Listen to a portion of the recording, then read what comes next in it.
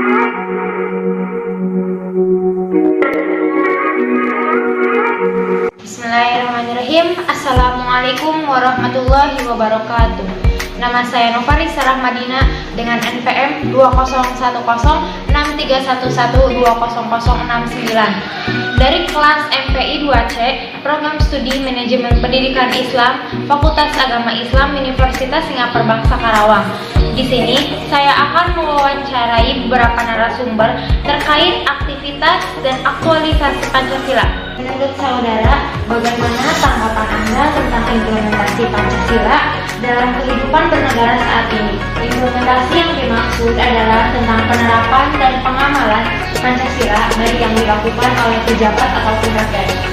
Baik, kalau menurut saya, pengamalan Pancasila oleh pemerintah Indonesia maupun oleh rakyat Indonesia ini sudah cukup optimal di beberapa nilai Pancasila yang poin 1, 3, 4, dan 5. Pertama, dalam pengamalan sila pertama ketuhanan yang Maha Esa, saya kira pemerintah Indonesia ini sudah cukup optimal, sudah cukup maksimal mengamalkan peran nilai ini kan. Salah satu buktinya adalah dengan adanya beberapa agama yang Indonesia akui gitu kan, dan toleransi juga kita rasakan hari ini gitu kan.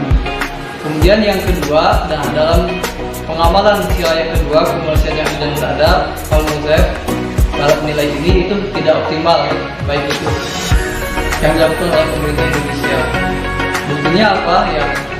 Yang sering kita ketahui, para pelanggar hukum, para pelaku kriminal maupun pelanggar hukum gitu kan di Indonesia, misalkan yang korupsi miliaran rupiah itu kan tadi kan di penjara di tempat yang mewah gitu kan, sedangkan masyarakat yang hanya misalkan mencuri uang di kotak amal misalkan hanya 100.000 gitu kan, dihukum dengan penjara yang tidak layak gitu kan. Menurut saya ini sangat tidak adil. Jadi pemerintah terkhusus di sini lembaga bidang hukum ini harus tegas gitu kan kepada para pelaku. Hukumlah setiap pelaku ini sesuai dengan tingkatan pelanggarannya gitu kan. Jadi orang yang membunuh ya hukumannya harus berat gitu kan. Orang yang hanya misalkan cuma nyuri 100.000 ya hukumannya juga ya biasa-biasa aja gitu kan. Jadi mau yang pejabat, mau rakyat jelata, ketika dia melakukan pelanggaran hukum yang berat, maka harus dihukum dengan berat. Kalau menurut saya seperti itu. Nah, kalau misalkan lembaga hukum Indonesia belum menerapkan seperti itu ya tidak akan pernah bisa tercapai keadilan itu. Dan peran mahasiswa saya kira penting di sini, harus istilahnya tuh harus bukan menyuruh ya, pokoknya kita tuh harus tidak layak gitu kan. Menurut saya ini sangat tidak adil. Jadi pemerintah terkhusus di sini lembaga bidang hukum ini harus tegas gitu kan kepada para pelaku. Hukumlah setiap pelaku ini sesuai dengan tingkatan pelanggarannya gitu kan. Jadi orang yang membunuh ya hukumannya harus berat gitu kan. Orang yang hanya misalkan cuma nyuri 100.000 ya hukumannya juga ya biasa-biasa aja gitu. Jadi mau yang pejabat, mau rakyat jelata, ketika dia melakukan pelanggaran hukum yang berat, maka harus dihukum dengan berat. Kalau menurut saya seperti itu. Nah, kalau misalkan lembaga hukum Indonesia belum menerapkan seperti itu ya tidak akan pernah bisa tercapai keadilan itu. Dan peran mahasiswa saya kira penting di sini, harus harus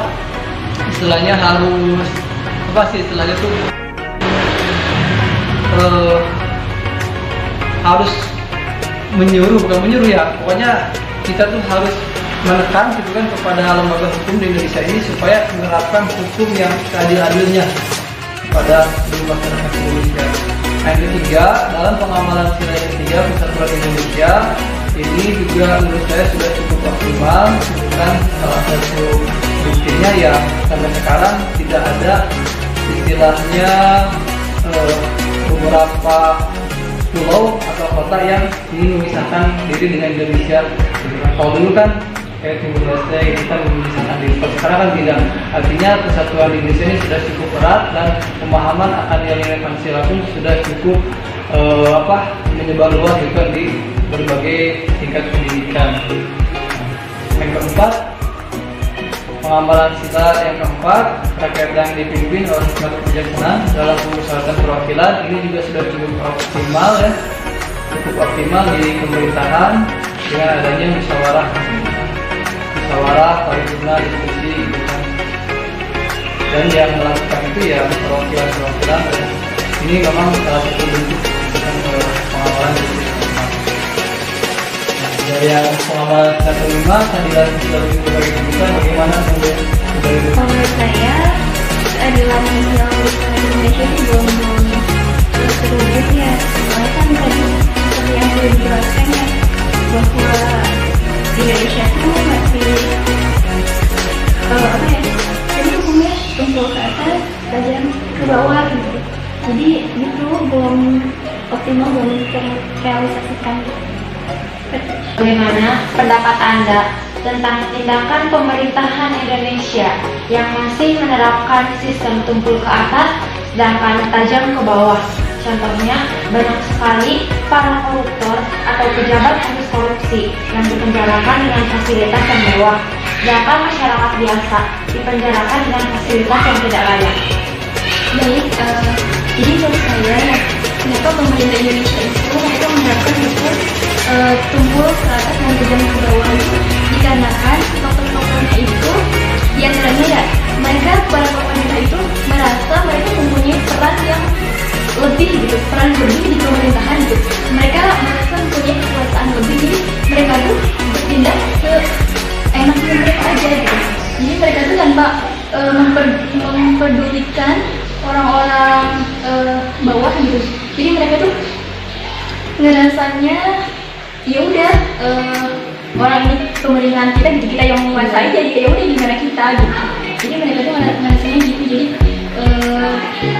selama ini kita sering menemukan ya begitu hukum di Indonesia itu tumpul ke atas dan tajam ke bawah. Bagaimana tanggapan Anda tentang tawuran yang dilakukan oleh antar pelajar, bahkan antar masyarakat yang sangat merugikan pihak setempat? Bagaimana cara memberikan edukasi atau cara mengatasinya?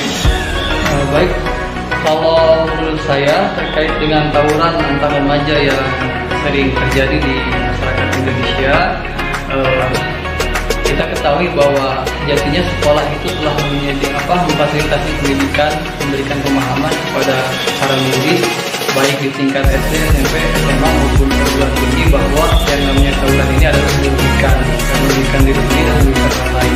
Namun kenapa kok masih ada gitu kan tawuran? Ini jadi masalah.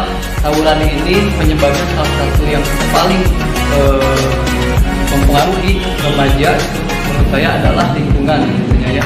Oleh karenanya perlu adanya kegiatan yang menyentuh aspek lingkungan masyarakat di luar pendidikan formal.